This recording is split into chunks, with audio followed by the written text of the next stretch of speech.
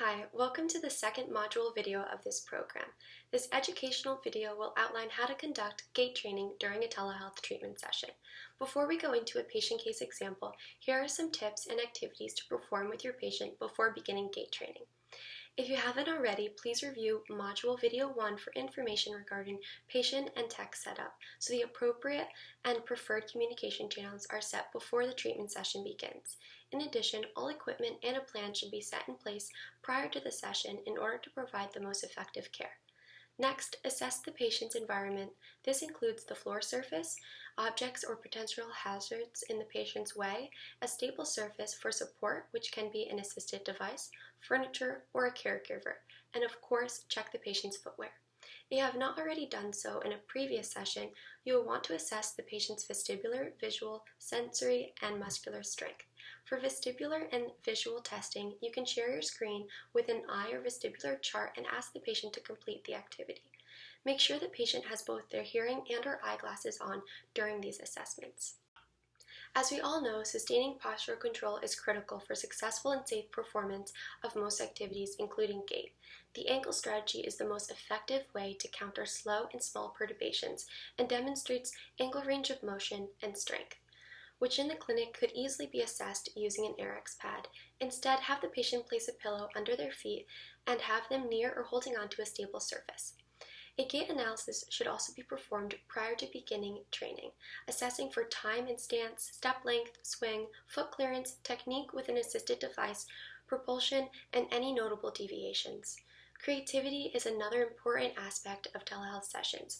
One way to make a session more challenging would be to change the surface that the patient is practicing on, going over thresholds, or eventually completing stairs. While tactile cues from the therapist aren't feasible during a telehealth session, verbal and visual cues can still be used to give the patient more direction during the session. As always, review the patient's goals regarding gait and determine what you can use around their home.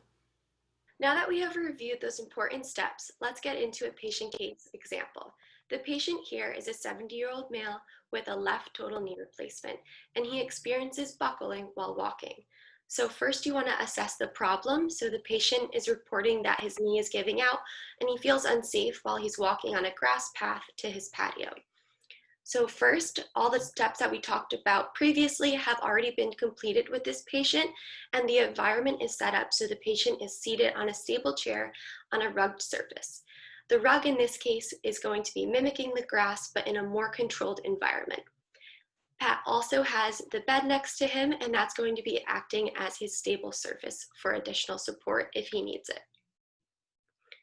So now I'm going to be changing my setup so this way the patient can see my legs as I demonstrate the activity first.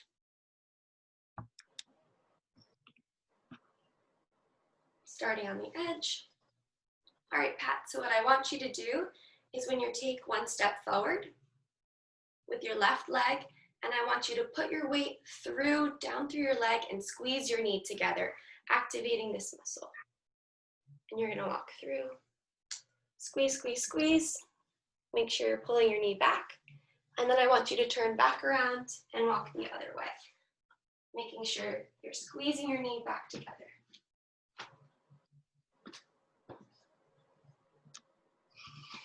All right, can you stand up? All right, and just take a couple steps forward, making sure you're really squeezing your knee together and putting weight down and through your leg. Squeeze your knee. Great job. Really important to have the patient walk both towards you and then turn in a way, so this way you're getting an anterior and posterior view of the patient. Did you feel any buckling while you were walking? I did not feel any buckling. Great. So also asking your patient questions and or quizzing them about the activity you performed will also help.